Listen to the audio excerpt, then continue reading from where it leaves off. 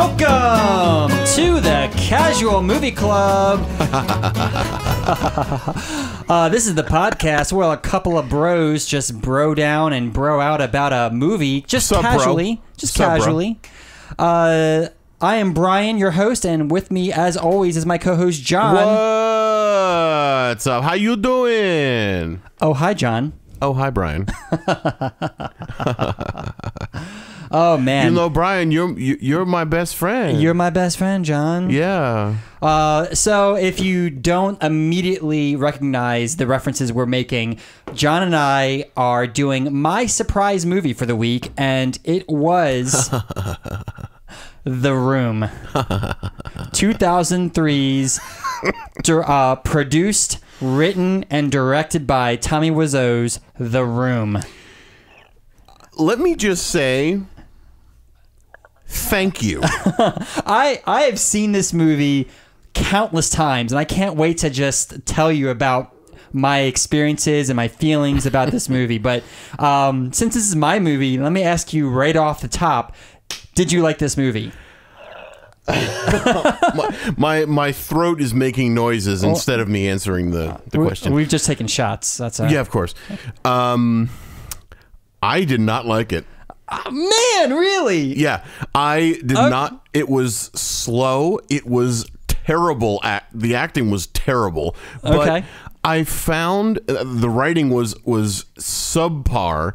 But subpar. You're being generous. I know, but what I found myself really torn, because I couldn't tell if this movie was done the way it was done on purpose, or if this was Tommy Wiseau's intention to make a seriously terrible movie. I couldn't figure that out for the entirety of it.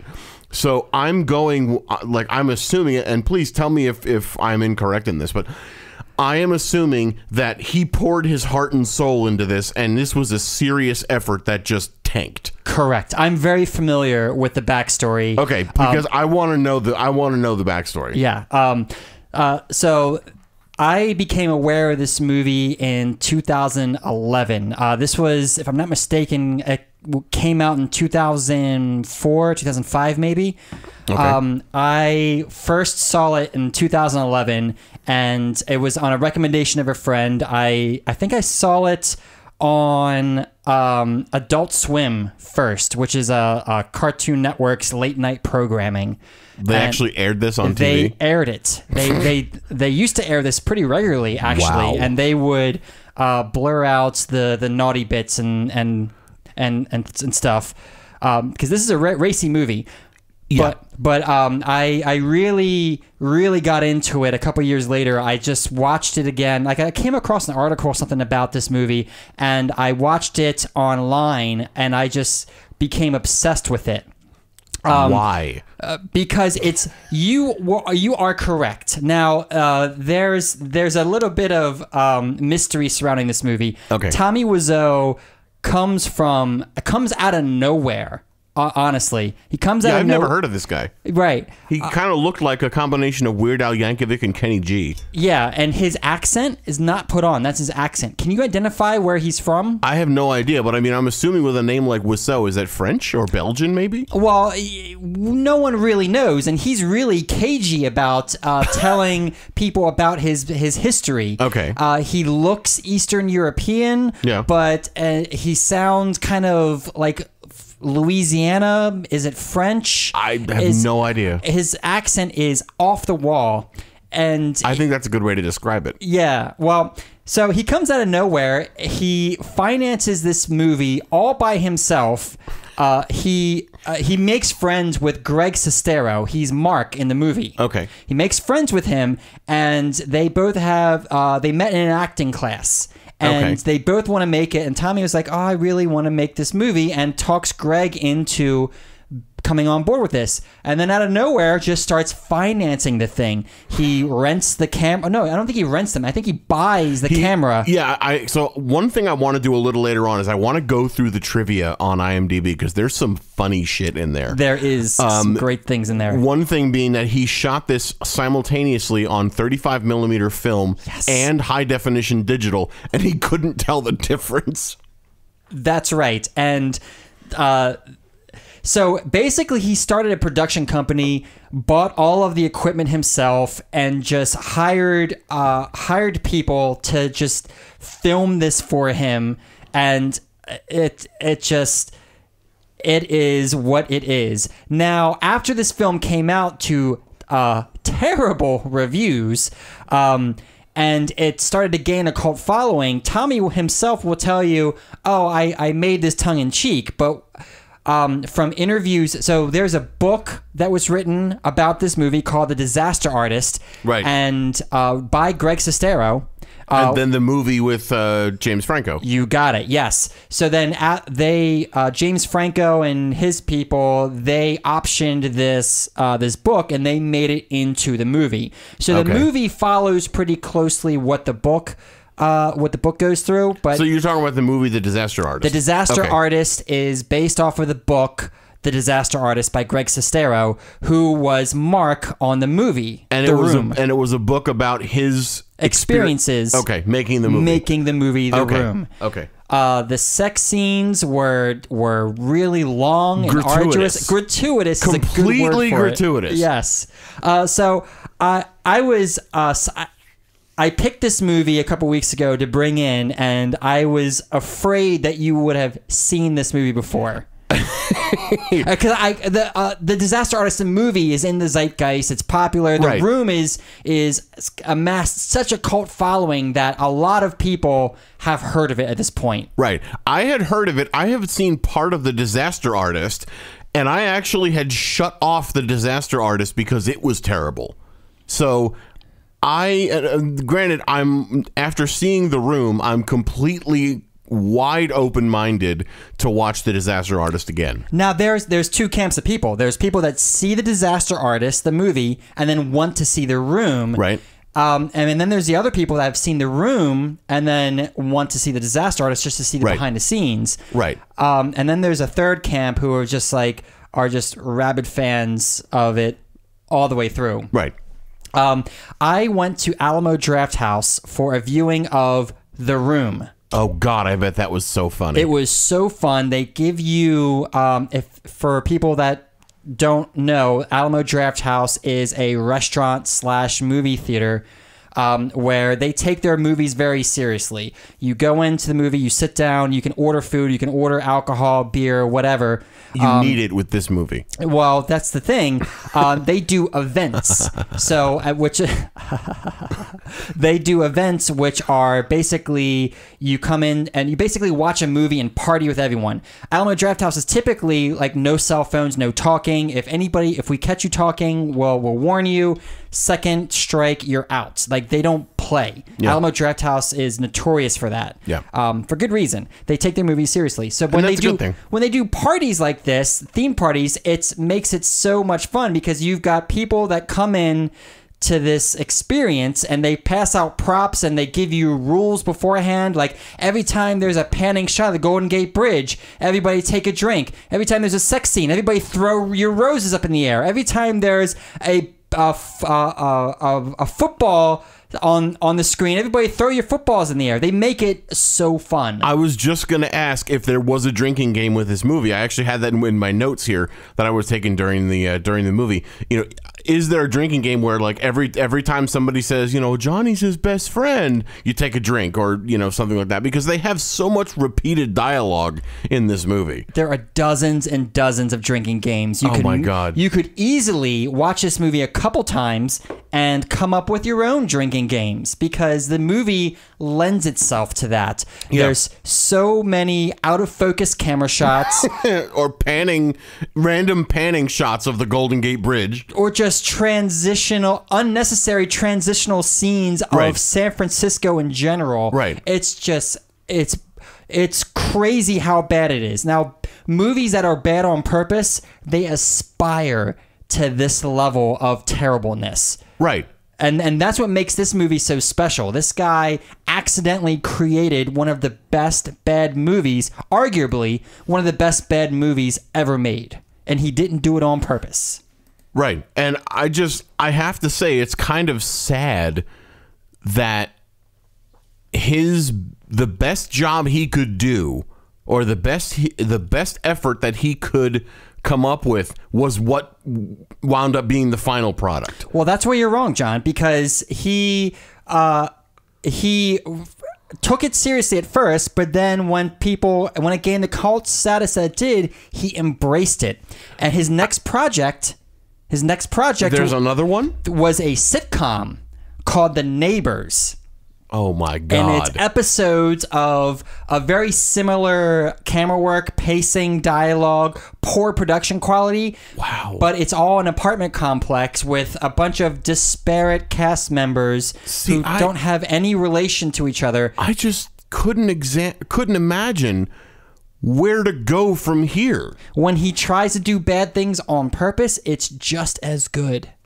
It's just as good. Wow. So, which leads me to, like, it's a bad movie. It's arguably, it's undeniably a bad movie. But I would argue it's so bad it's good. I don't know. I don't agree. I think it's so bad it's bad. But then again, that's okay, because that's the essence of the casual movie club. Yeah, that's the essence of the show. But right. Would you watch this again? No. Would you watch it would you take delight in showing people, friends who have not seen this? No. All right, well that's where you and I differ. No. I mean, maybe I would have this on in the background while at a party, while people were over and they were drinking, and I needed the Fireball that I'm drinking right now. I needed it to get through this movie. And there were a few times where I feel like the movie could have ended, but it just kept going. And I was partially curious as to see, where is he going to go from here, or how cheesy is this going to get? But then I realized that what I really wanted was the movie to have ended, but it kept going for another 15 or 20 minutes.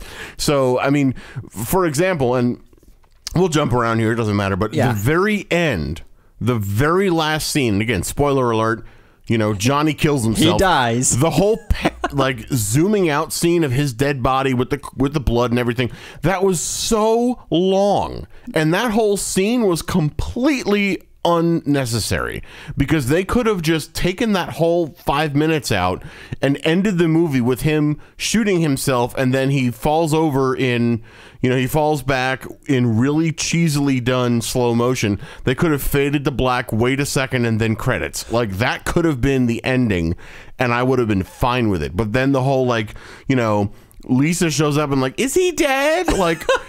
He shot himself in the mouth with a gun. Do you really think he's going to survive that shit? That kind of thing.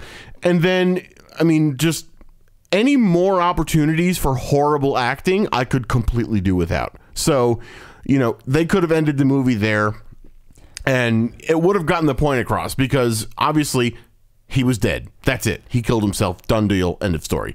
You didn't need that extra bit of, them discovering the body and all that stuff. You didn't need it. For the sake of efficient and expedient storytelling, I 100% agree with you. But awesome. It's necessary for a funny, bad movie. Listen, this was an hour and a half. An hour and 34 minutes. An hour and 34 minutes I will never get back. No, you won't. And you should be grateful for the splendor that you've witnessed. Well, yeah, like I said at the beginning of the show, thank you. Thank you, because I had been just mildly curious, with an emphasis on the word mildly. I'd been mildly curious about this movie. Now my curiosities have been satisfied, and I'm good. So, this movie could literally be 20 minutes if they had cut out all of the extra shots, all of the extra dialogue, the bad acting, the sex scenes, the plot lines that go nowhere. John, the mom said she had breast cancer, and what happened with that? Yeah, what happened with that? And she said it so casually. So like, casually. Oh, the test came back. I have breast cancer. Oh, but you should marry this guy. And that's the other thing that I took major issue with. This mom, her advice sucked. her advice was shitty. I disagree. Okay, hold on. So the most important thing, at least, I mean, again, I'm not a parent. I don't have kids. Yeah. I don't have kids, but I grew up with a mother that loved me, and I loved my mother dearly. Same. But I know that mothers and fathers and parents want nothing but the best for their kids. And they want nothing more than their kids to be happy. Yeah. So why is this mother sitting there saying, you need to marry this guy? And then the girl Lisa is saying, I don't love him anymore. But she's like, oh, marry him anyway. What the fuck? I mean, shouldn't the mom say, listen, honey, you need to do what feels right to you. And I want you to be happy, and I will support you, and I'll be here for you no matter what you do. Consider this, consider that Johnny is financially stable and Johnny has his money and blah, blah, blah. However, I want you to be happy, and I want you to be in a safe place. That's what a mother should say. But the whole time, this old cow is just saying, I want you to marry him because he's financially stable and you can't afford to live on your own and blah, blah, blah. The mother's being a cunt. Like, I'm sorry, but the mother's being a complete cunt and not even listening to her daughter or thinking about what is best for her daughter. All right, you've made some really good points. I took major issue with that. You make some really good points. You are correct in that. Playing devil's advocate, I'm going to say, what if the mother knows her daughter very well? She knows that her daughter's a gold digger. She knows that her daughter only is interested in financial security. She's only interested in the finer things, and this is the best that she can do. Johnny's got the best financial future, and that's who her daughter should stick with, because that's the kind of person that her daughter is. See, I don't think so, though. I think the mother should, regardless of how well she knows her daughter, and which that's not conveyed in the movie at all. No, not at all. But they interact like acquaintances. Yeah, they do. But I still think that she should have been focusing on making sure her daughter was happy. Yeah. And that never came across, because every time she would bring up the daughter being with Johnny, the daughter, Lisa, kept saying, I don't love him. I don't love him. And she was like, well, he's financially stable and blah, blah, blah. You can't afford this. And she's like, I don't love him. So why would the mom be forcing her upon that? This isn't the 1800s, or this isn't like a time period of arranged marriages or any of that shit. Even though this was early 2000s, it was still current enough to where if a woman's not happy, she could leave the fucker and go find somebody else. There's also the possibility that the mother is projecting her wants and needs onto her daughter. Maybe. The mom mentioned several times that she's been married to several different dudes, and she didn't even want to marry Lisa's dad. Right. And why would you say that too? Yeah, why would you ever say that to your daughter? I didn't even want to marry your dad. Right. Well, if you didn't marry my dad, then I wouldn't be here. Yeah, well, your dad was an asshole. I don't know. God. I wanted to focus on the poorly written dialogue. I am ready to, let's tear it apart, man. Oh, no, oh God. The dialogue and the acting, I feel like in this movie, just go hand in hand of how bad they are. Yes. It's almost like they picked actors and actresses with zero experience. He did! To just read through these things on camera, and they probably took the first take that they got down complete from beginning to end without anybody laughing. Tommy Wiseau and Greg Sestero auditioned all of these actors. What was that? Sorry, my Apple Watch was trying to get in on the action. For those wondering, Siri, what do you think? For those wondering, Siri said he hated the movie also. Just putting that out there. I love, my favorite piece of dialogue was how they didn't know what the word fiance was. They kept referring to each other as future wife and future husband. You're my future wife. Like, who talks like that? I don't know. Tommy Wiseau is responsible for this dialogue. Who fucking talks like that? Then again, we don't know where Tommy Wiseau is from. He's obviously not from here. Yeah. So maybe English was clearly not his first language, maybe not even his second. Everybody he interacts with, it just starts off with, "Oh, hi, Mark. Oh, hi, Denny. Oh, hi, Claudette. Oh, God. Bye." When he met Lisa's mom in the doorway, it was some part in the movie, I forget when, but he's on his way out. He says, "Oh, hi, Claudette. Bye, Claudette," and he hugs her and then just walks right out. And that door, that apartment, stays open all the damn time. Oh, yeah. And I need to get this off my chest because, God, this bothered me from the moment I saw it. The set looked like it was the set of a high school play. Yes. You know, you could tell they went to Home Depot and bought a door and just stuck it in the doorway and didn't paint it or anything. How about the roof? How about the rooftop scenes? Oh, God. The rooftop scene with the green screen. Like, oh my copious God. amounts of green screen. The best part was when Mark was holding Peter over the edge. Oh, yeah. The green screen for that. Well, that, and he's literally about to throw him over, and then he just changes his mind, and he's like, sorry. Are you good? Are you good? You good? Okay. Yeah, yeah, Mark, I'm good. Let's talk about Lisa. Yeah, but are you sure you're good? Yeah, or I love how he was, he originally came up there, and the two of them start talking and say, "Oh, you're a psychiatrist, you're a psychologist or whatever, maybe you can help me." And then 2 minutes later, "It's none of your business, man. It's none of your business." Like, you made it his business because you asked him to help you in a professional capacity. Yeah, Peter comes upstairs and Mark is like, "Can you put me on the clock so I can talk about my feelings or my issues?" And then just comes out with his Lisa problem. Like, what the fuck? Like, it doesn't make any sense. One of my favorite parts is Chris R., the drug dealer with the gun. Yeah. Out of nowhere, like, Chris R. is hanging out on the rooftop, right? And Denny comes up like, "Oh, hey, Chris R." Like, Chris R. He called him Chris R. Hey, Brian M. How are you? Exactly. God. And then after, like, Tommy and Mark come up. I don't know about you, but I call everybody by their first name and last initial. Oh, yeah. Everybody in my phone is first name, last initial. Everybody. My boss, my coworkers. Yeah. My close friends. Right. I call my dad Barry M. I call my mom Debbie M. And they're my parents. Right. I treat them with respect. That's right. Oh, my God. So forget the mom and dad bit. Yeah, they're not mom and dad.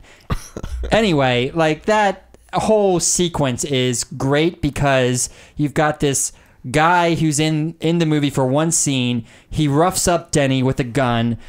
Tommy and Mark come up, and I guess they say they're taking him to the police, but they just take him downstairs. And I think that's where the gun comes from that Tommy uses later, because it's the same gun. It was the same gun, The same gun. Well, maybe it's the only gun they bought from the local gun store. Probably. That's the only gun they had on set, so for some reason they just magically had the same gun. Lisa and her mom Claudette are just haranguing Denny. "Where did you get the money? What are you using the money for? What kind of drugs?" And oh, God. It's like, "You're not my fucking mom." And did you notice there was absolutely zero chemistry between anybody on the screen? Yeah, dude. Yeah. There was no chemistry between anybody. And that was something I noticed and I mentioned in my notes. I don't believe anybody had any rehearsal before the day they shot these scenes. I feel like somebody was off screen holding cue cards and they were just reading cue card lines. Like, screw rehearsal. They just read the lines, and then whatever take they got on screen without, any issues in it, that's the one they kept in the movie. You just reminded me. The scene in the back alley where they're throwing the football around, where Mike was telling Tommy about the missing underwear.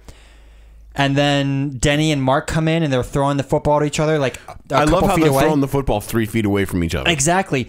But the thing is, there's multiple characters on screen and the camera's focusing on 2 at a time. We're throwing footballs around now. Yeah.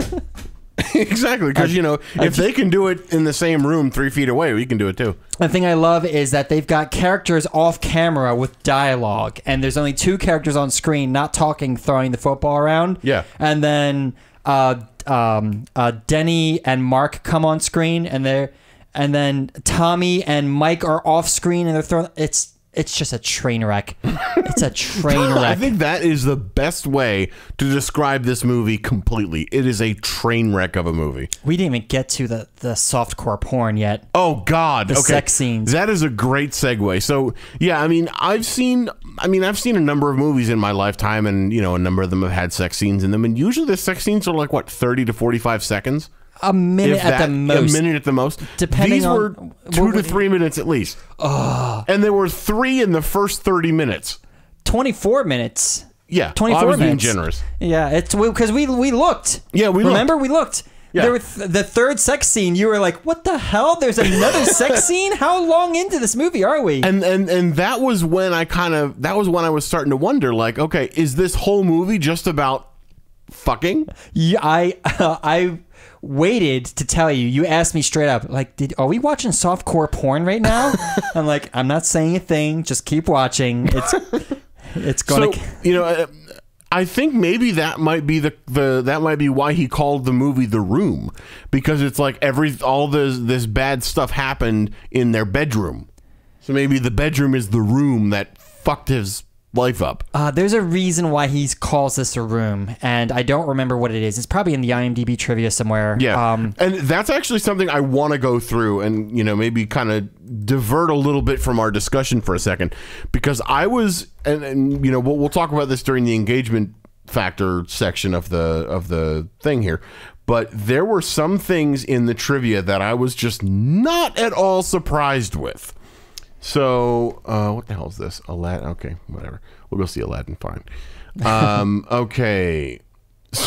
Okay, the first one. According to Greg Sestero, Tommy Wiseau submitted the film to Paramount, hoping to get them to be the distributor. Usually it takes about 2 weeks to get a reply. The movie, however, was rejected within 24 hours.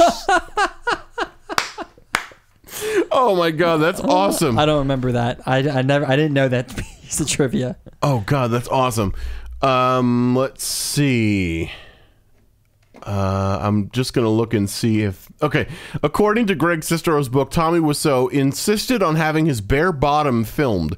Wiseau's reasoning was, I have to show my ass or the movie won't sell.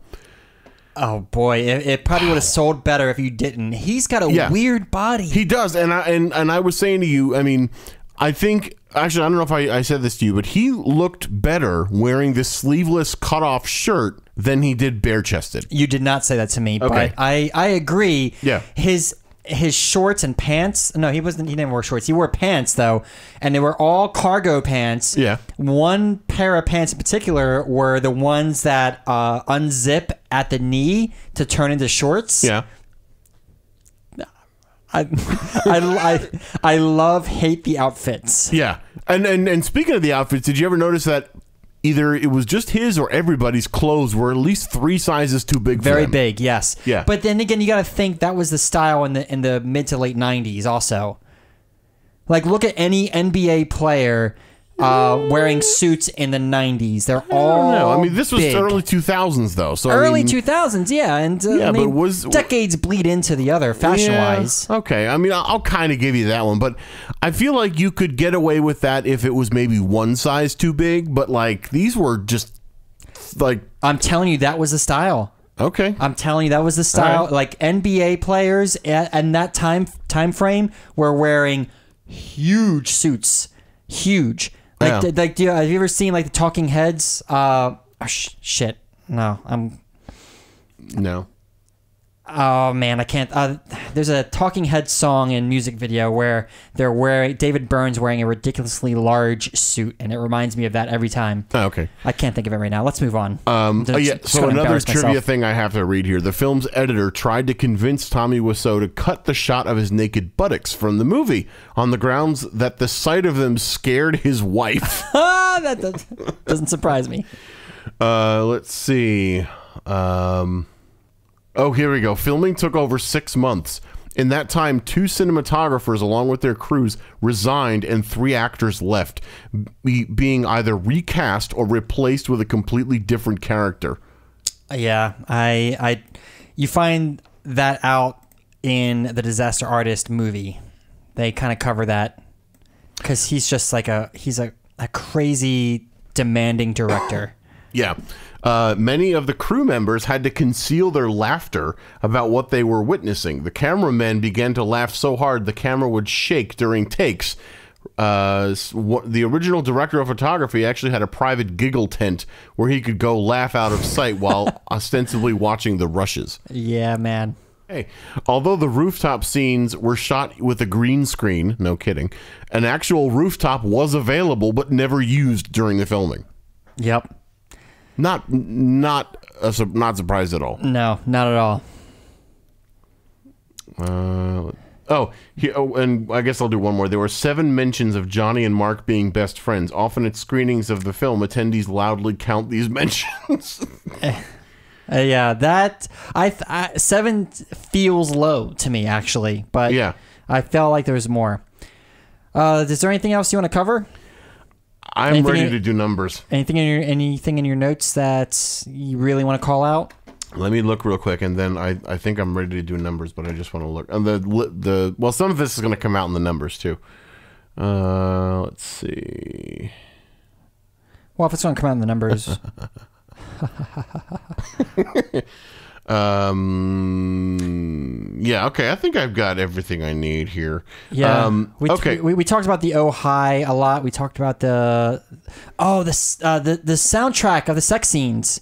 Oh God. Where there's a lot of Oh yeah, the moans were, I mean, the fact that the sex scenes were really long for one thing, but also the moans were, they clearly, Tommy Wiseau had to have had those actors come into a studio and moan into microphones, because just like regular porns, I'm sure you've seen this, where I've seen a lot of porn in my day. Well, yeah, but they take the moans and cut and splice them in, so even though the actors' mouths may not be moving, but they're hearing you know. It was a bunch of that in this movie. It was distracting. You're watching a scene as bad as it is, and the soundtrack, the song itself is not good. It's not terrible, but it's not great. Oh, it's terrible. It's borderline terrible. And then you've got the just thrown in there. It's really off-putting. And then you mentioned kind of where whoever the guy was, where he was thrusting was completely inaccurate. Tommy. Yeah, Tommy. But both of them, Tommy and Mark. Well, Mark was on the stairs the first time, so you can kind of forgive the camera angles for that. Okay. But all the times in the bed, Greg wasn't bad. Mark wasn't too bad. Tommy, though, was... You mean Johnny? Johnny. Yeah. Johnny was just all up on Lisa. He was thrusting, and I'm not joking or exaggerating, he was thrusting into her belly. If not higher. He was impossible. Maybe he was just like, maybe he was fucking her titties or something. And it was terrible, dude. He was not fucking her titties. Her titties were a little higher up than his waist. Right. And his buttocks were flexing, and it was just fucking gross. Weird.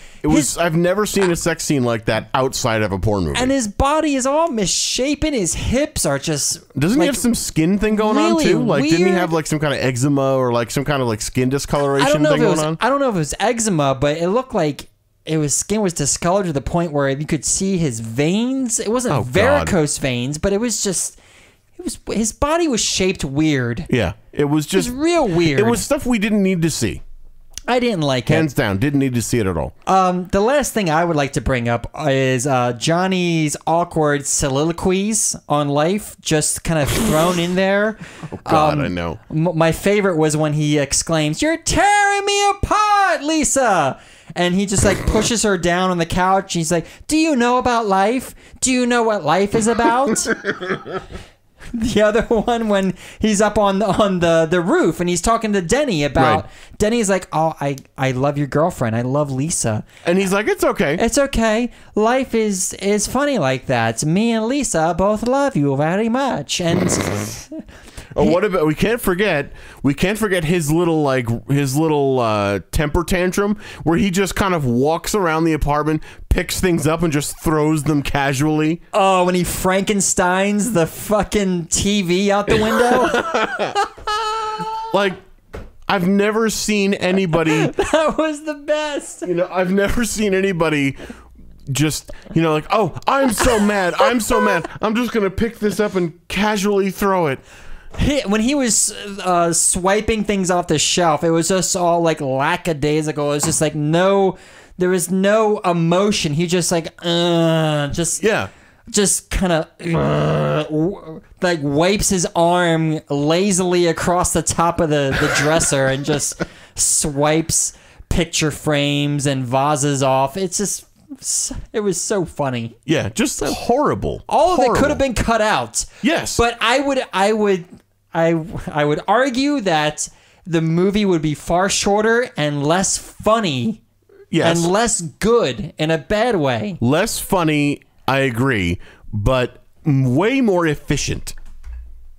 Efficiency isn't always the best way to tell a story. Come on, Brian. I am a big fan of efficiency. I know you are.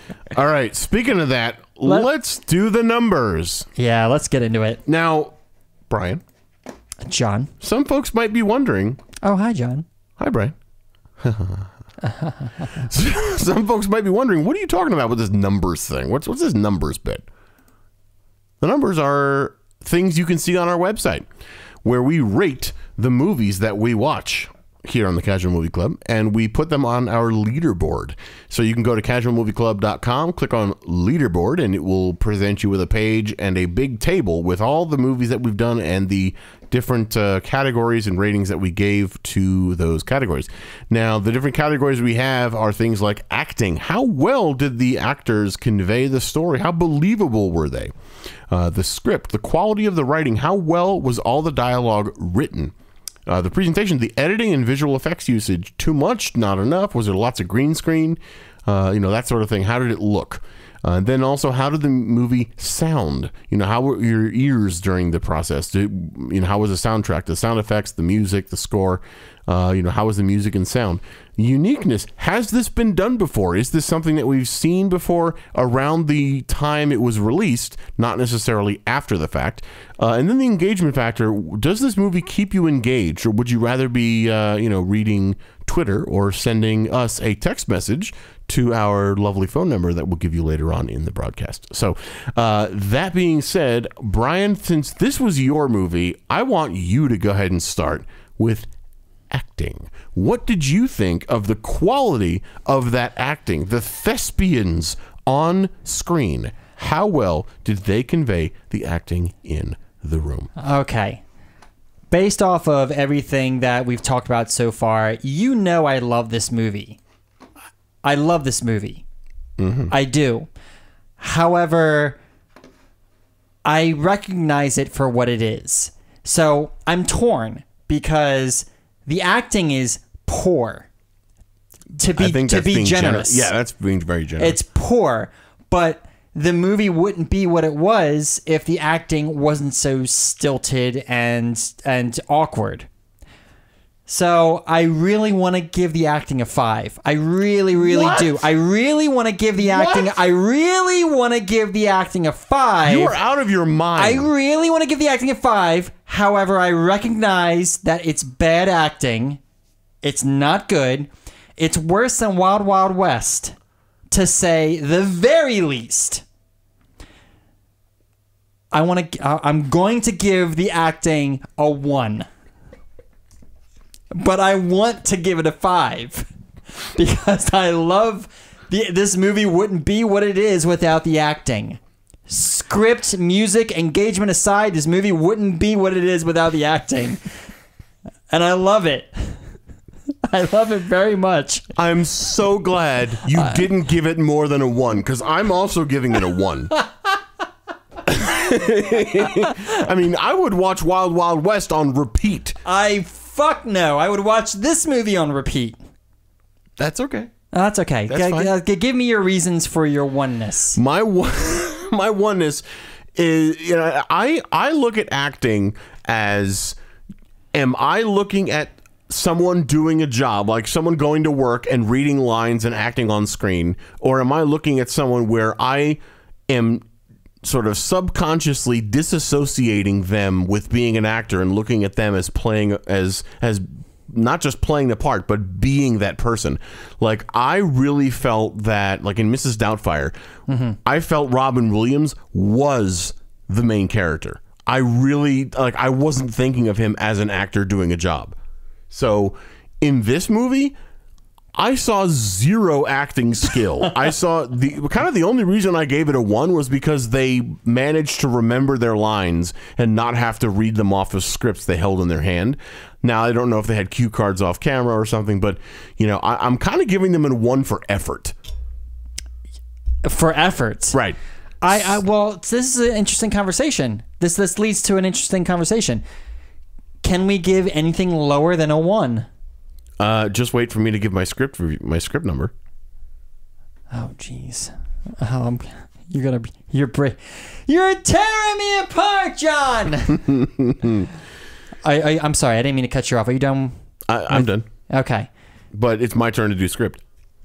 Go ahead and do your script. So to answer Brian's question, yes, it is possible to give something less than a 1. The actors had to memorize the travesty that was the script of this show, of this movie. So the actors had to memorize something that had to have been put on a page, and I am giving the script a 0.25 because the script was horrendous. The dialogue was cheesy. It was terrible. You know, honestly, I'm giving it a 0.25 for effort. Okay. I thought there was nothing redeeming about it whatsoever. Well, that's where you and I differ. That's fine. You better not give it more than a 1. Well, I want to give it a 5 because this, you want to, but you better not. Whereas the acting is like the furnishings of the house, the script is the bones. It's the foundation. It's the frame. It's the roof. And this movie wouldn't be what it is without the script. Look at me. Take me seriously. This movie would not be as great as it is without the script. And I want to give this a 5, but I recognize how terrible it is. It was too long. It was much too long. There were missing plot lines. There were characters that came out of nowhere that had no explanation to their relationship to any of the characters. Like the guy who caught Lisa and Mark during the party. Who are you? Who the hell was that? Who is Mike, and what is his relationship with anybody else? And Claire or whoever Lisa's friend is? Who is that? Right. So what's your number? It's a 1. I'm giving it a 1. Okay. I don't give lower than 1s. I'm not vindictive. Oh, that's okay. What is your presentation score? My presentation, you may be surprised to hear, is a 2. Good Lord, why? The presentation wasn't. It was bad. Please don't misunderstand me. It was terrible. The green screen was there. They put copious. They put effort into the set, the dressing, Wait. You said they put effort into the set. The set looked like it was done by a high school, it was a set of a high school play. Yes, it was. And it's not like that they were sitting on cardboard boxes with wood spools as tables. Like they spent money on. Tommy spent money on getting this set up. There are little Easter eggs throughout the movie and the set. I try to call your attention to the pictures that were hung up around the house. Did you notice what they were? I saw some of them. Like I know when Lisa was sitting on the phone, there was a picture of like a spoon on the dresser. Yes, there were all spoons. Really? All of the pictures were spoons. They were everywhere. Why? There were pictures of spoons. No one knows. And people have asked Tommy about this point blank, and he just like skirts the question. He's like, "Oh, well, we were setting it up, and we wanted to go with a theme, and blah blah blah blah." And Wow. yeah, dude. So like there is attention to detail to this. As terrible as it was, the waterfall and the candelabra in I their thought bedroom. the waterfall was cool. The waterfall was cool, but Yeah. who has a fucking waterfall fountain in their room? I don't know. Who has that? Like, that would be something that you would put in don't like judge an me, man. office lobby. Don't judge me. Do you want to get? Are you gonna get a waterfall fountain in your room? What if I already have one? You don't have one. No, I don't. You don't have one. But So you're going with 2? I'm going with a 2 because of little details that are consistent throughout the film. It's not complete dog shit. Oh, okay, if you say so. I say so. I feel that the presentation is worthy of a 2 Okay. and no higher. I disagree. I give it a 1.25 because I thought that they do get some effort. I really liked their their establishing shots of San Francisco. I thought they were kind of nice. They were way too many of them. They were out of place, but the quality and the most of them, at least, the composition of the shots and all that stuff, it looked nice. I thought the movie looked good for being what it how it was shot. Apparently, because Tommy Wiseau did not know the difference between 35 millimeter analog film and shooting it in high def, he shot it on both at the same time. I don't know which one he went with, but I mean, He went with both. Oh, did he? We have this film on Blu-ray, John. There are high def shots, and there are shots on 35 mil, and there are out of focus shots. It runs the gamut. Yeah, okay, I'll give you that. So, which is a detriment to the presentation. True. So in that case, I'm actually going to invoke a take backsies and do presentation as a 1. Which takes me to music and sound. Which, I mean, we've already kind of touched on some of this, but the moaning during the sex scenes, that was gratuitous and unnecessary. The music during the sex scenes, definitely not anywhere close to being well-known artists or anything like that. Oh, I mean, no. I could even hear, being kind of a music producer myself, I could hear that the singers during some of those were actually off key. Like they weren't even out of tune. So they weren't even, pitch corrected or anything like that. So lack of production value. I'm giving the music and sound a 1. And how about you? Let me guess. You want to give the music and sound a 5? No, I don't actually. The music and sound are not great. But one thing that I am shocked that you didn't bring up is the ADR. The overdubbing. Oh, the whole movie was ADR'd. Just about, not all of it. Just about all of it. Yeah. Maybe I'm wrong. Maybe the whole thing is, but it didn't. It seemed like there were some scenes where the actors' lips lined up with the sound that we were hearing. Yes. It was abhorrent. It was awful. It was terrible. Shit, okay. For the first time in Casual Movie Club history, you can't do a second take backsies. You better believe I'm going to. I'm in the middle of my score. All right, go ahead.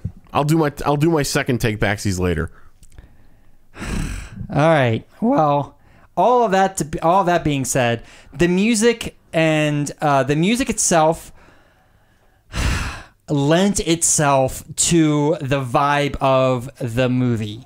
The music itself was fine. The rest of the sound, the effects, the dubbing, terrible. It was awful. And for that, I'll give it a 2. That is way too generous. It's a 2 because of the music and sound itself. The rest of the audio, it would be higher. It would not be higher. It wouldn't be higher. I'm not. Who am I trying to kid? Well, continue on with uniqueness. Well, is this movie unique? I would say yes. Absolutely.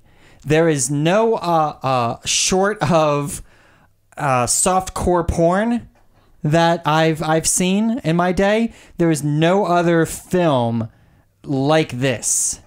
And we're not watching softcore porn on the Casual Movie Club. Nope. So I'm going to give uniqueness a 5. Interesting. I am going to agree with most of that. I agree that at least I cannot think of a movie that is this terrible, that was done on purpose, that came out around the same time. However, I don't think this movie deserves anything that's a 5, so I'm going to give it a 4. Fair. Very Engagement factor. I was on my phone for probably half the movie. Oh, you were taking notes, though. Well, yeah, but I was also looking at text messages, and I mean, I hardly ever use Twitter. I was on Twitter, so like I was finding a lot more interesting things on my phone than I was on the screen. That being said, I didn't find the movie to be engaging at all, but I do recognize that some folks that watch a movie like this might want to see where it goes, or see what the next thing is going to happen, or see how much worse it can be. And I felt that way about some of this. So my engagement factor, I'm going to put at a 2. Okay. Are you familiar with MST3K, Mystery Science Theater 3000? I've heard of it. I think I might have seen them. There was a movie, right?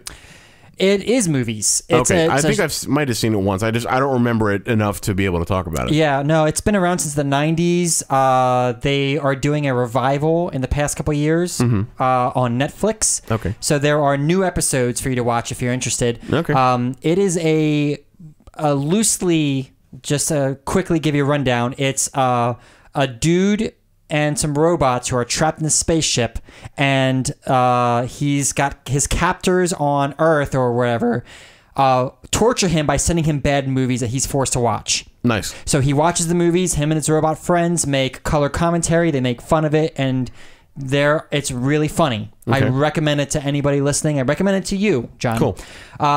So my wife and I and my friends, we watch movies like The Room for the enjoyment factor. Sometimes we watch it for drinking games. Sometimes we watch it for just the sheer badness of the movie. Okay. And this is a movie that I would watch for the sheer badness of it. And because of that, and because of that kind of because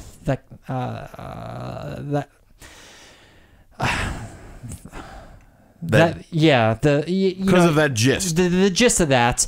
I'm totally engaged in movies like this and this movie. And because of that, I give my engagement factor a 5. You've got to be kidding me. I just explained to you why it's a 5. You have got to be kidding me. It's a 5. I will watch this movie start to finish. I was only on my phone to take notes.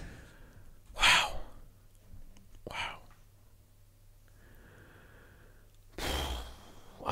Wow. Okay. Okay. Do you want to change any of your scores, or are you going to keep with what you got? Let me see. Acting 1, script 1. Where's my presentation at? 2. Was that 2? Music and sound 2. Uniqueness 5. Engagement factor 5. I would probably knock my music and sound down. The ADR was really, really bad. Yeah, it was. The porno music is not redeeming as much as it's no. As much as put my music and sound at a 1. Okay. All right, and that's it. And nothing else? You only get 1 takes backsies. Yeah, I know. I already used mine. So I'm not actually going to change this, but if I was able to do another take backsies, I would drop the music and sound down to a 0.5.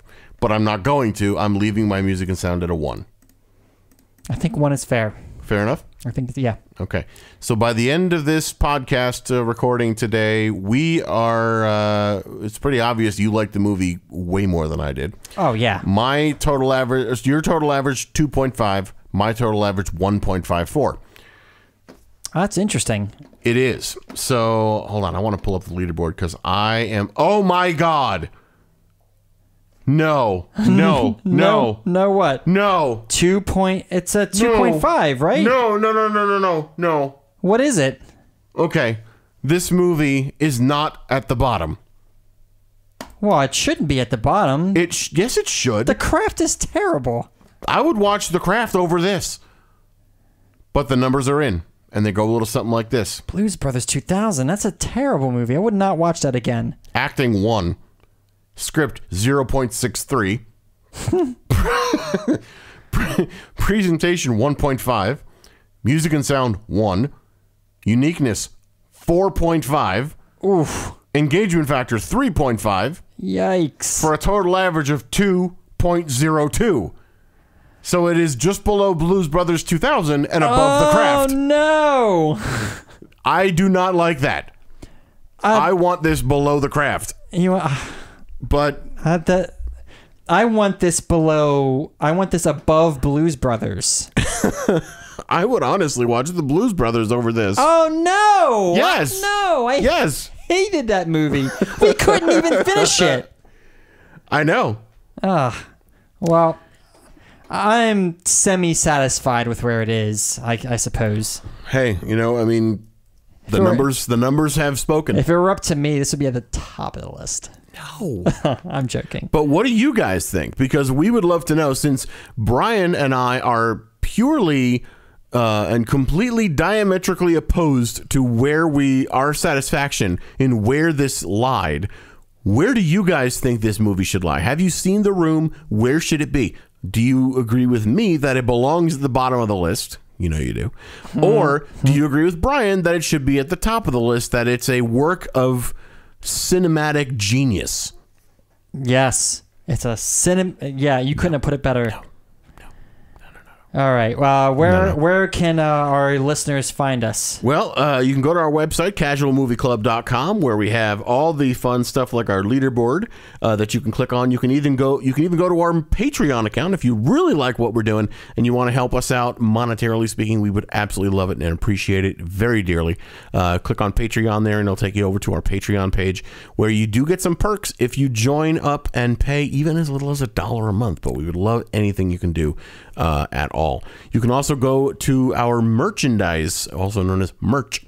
We have some stuff up there right now. We have 2 designs. You can do like our regular logo of the logo we have for our podcast right now, or a little kind of original design that we did where it shows kind of join the club, but you can make cell phone cases, notebooks, t-shirts, tote bags, that whole thing. So that can be accessed from our merch button on our website.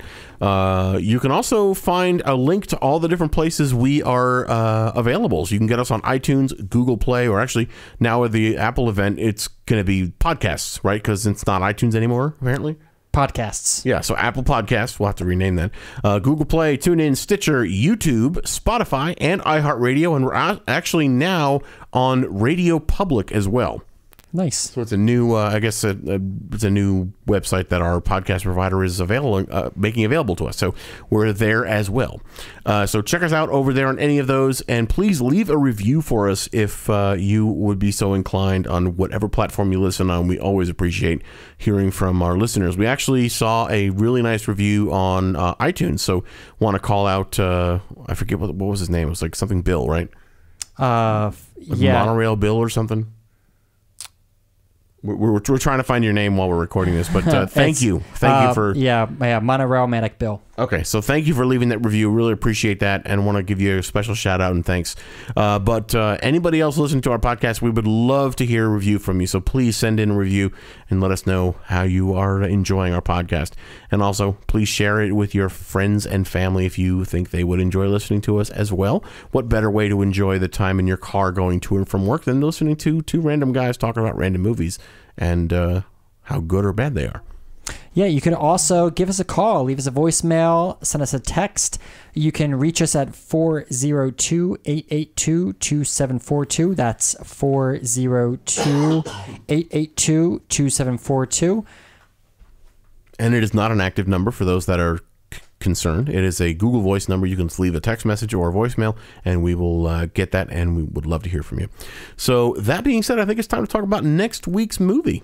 Yeah. So this is not going to be a surprise movie. It's going to be one that we kind of mutually pick. Do you want to roll the die and get something from the top rated or the low rated? Yeah, I think our low rated is good for now because we've just done a really a stinker of a movie.